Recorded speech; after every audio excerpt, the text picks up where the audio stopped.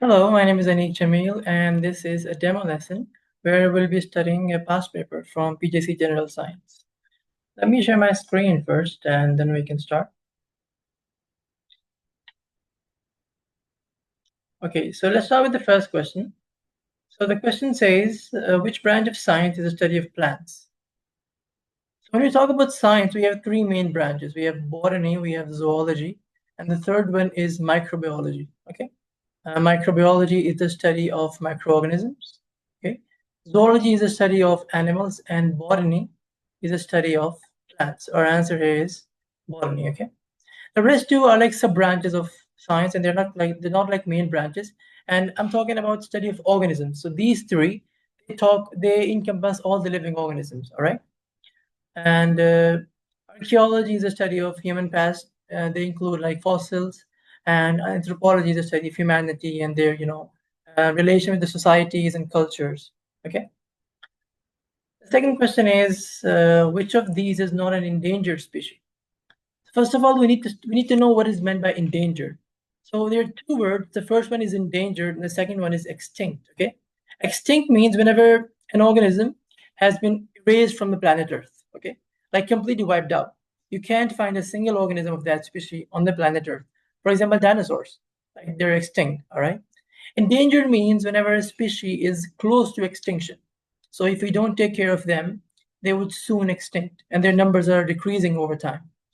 We have four options, and of these four options, we have Bahamian parrot, black crab, iguana, and spiny lobster. And of these four, the one that is not endangered. The question was which one is not endangered. So spiny lobster is the one that is not endangered. Other three are endangered, and if we don't take care of them, they would soon get extinct. Okay. And this one on the top left is the spiny lobster. Okay. The next is which part of the microscope holds the slide. So you might have used a microscope in your laboratories, maybe in your primary school or somewhere. We have three types of microscopes. The first one is simple, which is just like you might have seen a magnifying glass. Like that magnifying glass is basically known as a simple microscope because it magnifies very minutely and it is used for daily life objects.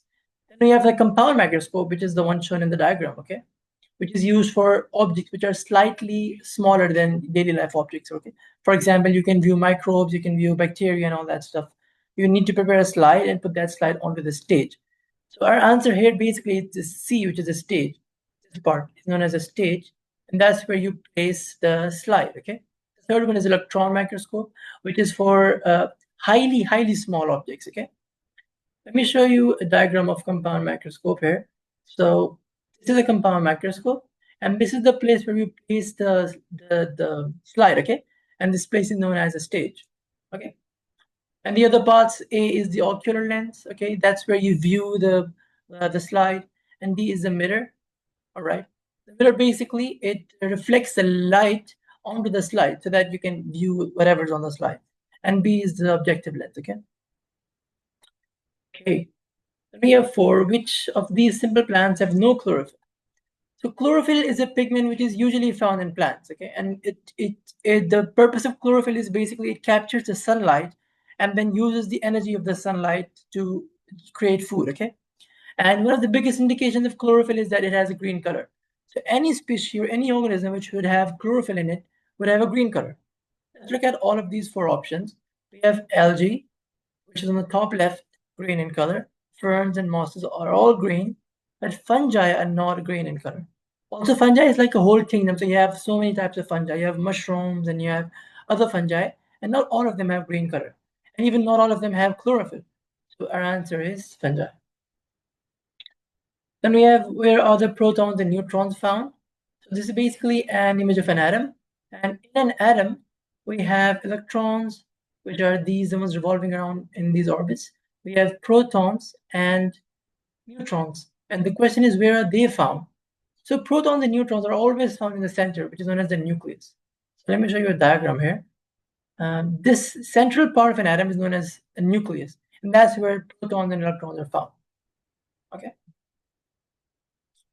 Sixth one is how many atoms are in the formula 2,6C6H12O6. So this is basically the formula of glucose. Okay, and glucose as you can see, it has 6 carbons. So that's 6 plus 12 hydrogens, and then 6 oxygen. So that's, how much is that? That's 24. But you see, there's a 2 in the beginning. So you have to multiply that 2 with the whole molecule. One of the biggest mistakes the students do is only multiply this 2 with the carbon.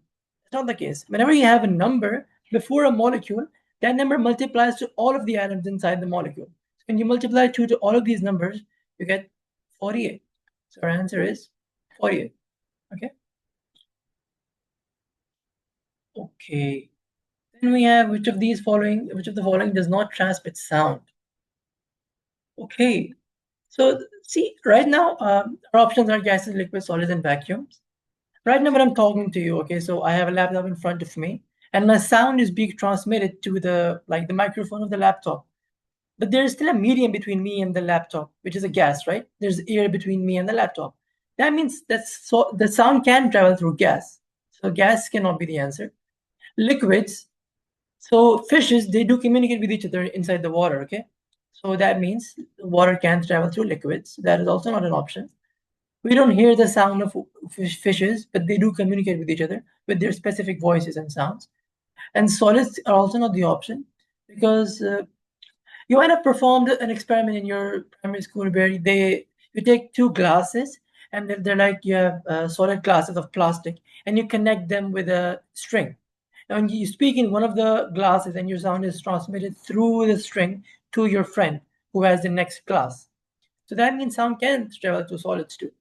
Our option is vacuum. And the reason behind that is, let me show you a picture here.